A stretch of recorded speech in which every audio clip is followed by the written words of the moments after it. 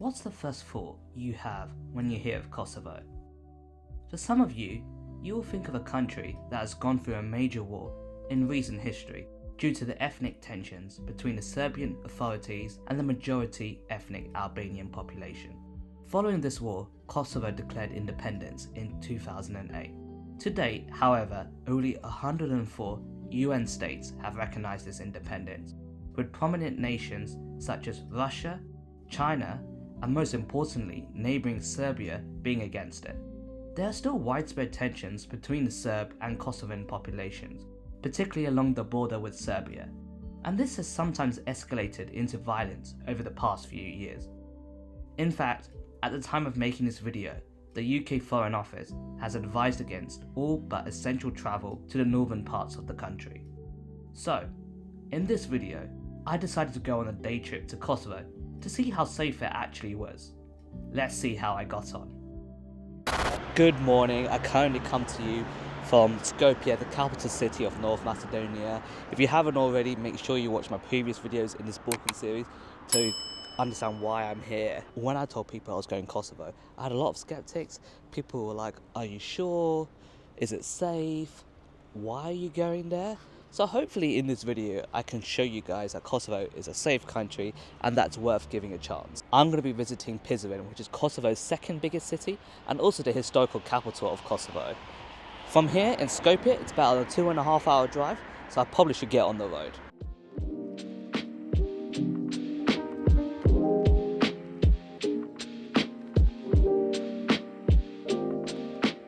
I have made it to Prizren, Kosovo's second biggest city and its historical capital, and Kosovo happens to be my 43rd country. I've almost completed Europe, just a few more to go. The drive up here was absolutely beautiful. The roads are the best I've seen in the Balkans, and the scenery as well was absolutely epic, especially on the mountain road. So I'm filming this video in October, and so you may have noticed on the drive up here that the leaves and everything are like a nice, beautiful, orangey yellow kind of colour, and that really added to the experience. So that's already a plus point for Kosovo. My initial thoughts here of Prizren is that it's a beautiful town. It's got like a very old school, authentic, historical vibe to it. It's sort of nestled in this massive valley, which adds to the beauty. It actually reminds me a lot of Mosque in Bosnia, which I went to about 7-8 years ago, well before I started YouTube. And it's got like a very similar vibe to it. And yeah, I'm loving it so far. So the first landmark I've encountered in my trip here in Prizren is the stone bridge, which links the old town of Prizren, which is on there, to the more modern side of the town, which is over here.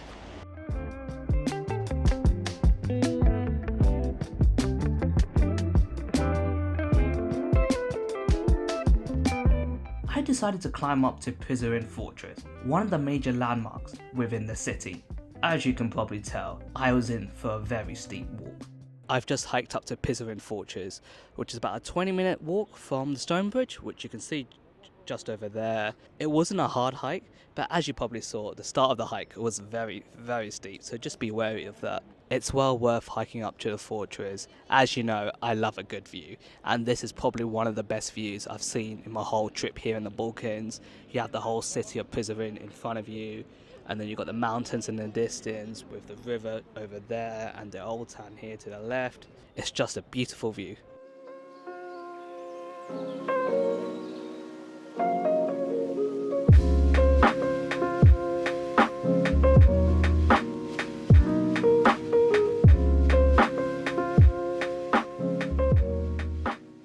Right, it's time to head back into the old town and grab some lunch. As you've probably seen, Prizren is predominantly a Muslim town. I believe that over 95% of the population are Muslim here, and that affects the local cuisine. There's a lot of like Muslim, Turkey, Islamic influence on the cuisine. I feel like it's going to be similar to the kind of food I had yesterday in the old bazaar in Skopje. Just walking down from the fortress, past this mosque, and I believe you can hear the prayer.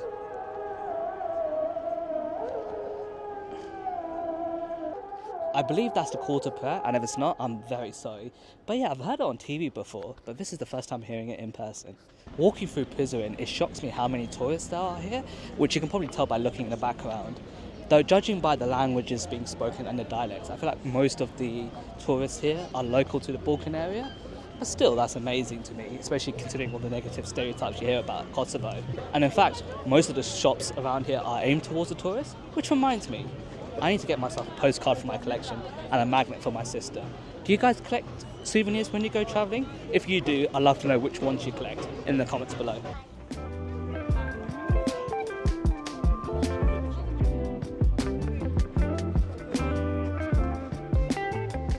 So there's loads of magnets here to choose from, but I think I'm going to get this one up here. What do you guys think?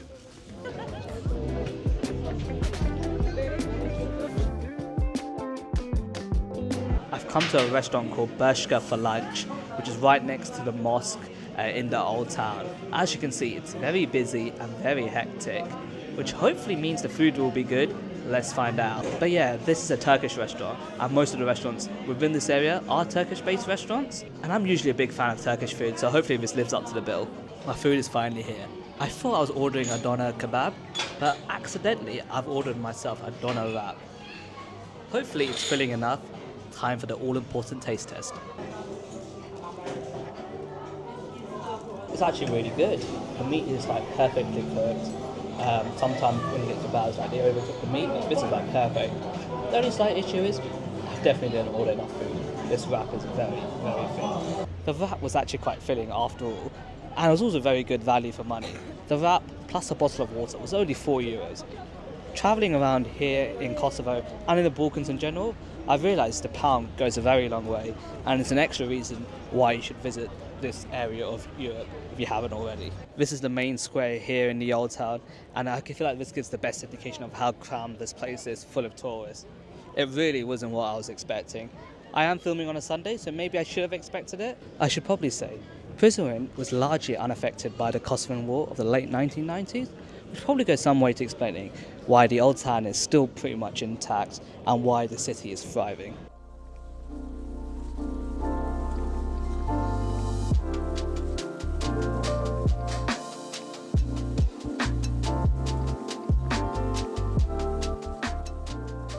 So with Prizren being a predominantly Muslim city, there are a lot of mosques dotted in and around the city. But the most famous one is this one right in front of me, right in the heart of the old town.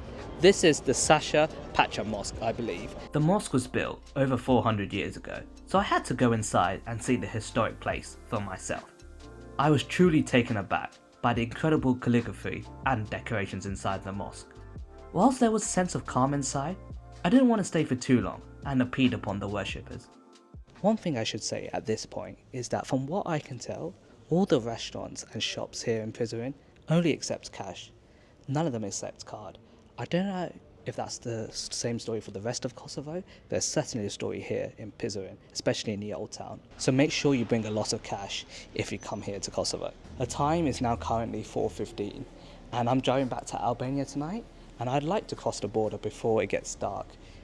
At this time the sunset is around 5:50, so I need to head off soon. So this is probably a good time to end this video. To summarise, I hope you guys enjoyed this video, and hopefully I've showed to you that Kosovo, especially Prizren, is a safe and fun place to visit. There's so much to see here. It's such a beautiful city. Like every other country in the world, there are bits of Kosovo that are unsafe, especially the bits of Kosovo that border with Serbia. In fact, at the time of filming, there's a UK Foreign Office advisory warning against all but essential travel to those regions. But apart from that, the rest of the country is safe. I feel like people from the Western Hemisphere really ignore the Balkans when they're considering tourist destinations, but hopefully through my series of videos here, I've shown to you that it is a beautiful place, the people are super friendly, and you should definitely consider visiting if you can. Hopefully you've enjoyed these series of videos, and if you have, make sure you subscribe to see where I'm off to next. As always, I hope you guys are doing well, stay safe, and guess what? I'll see you guys in the next one.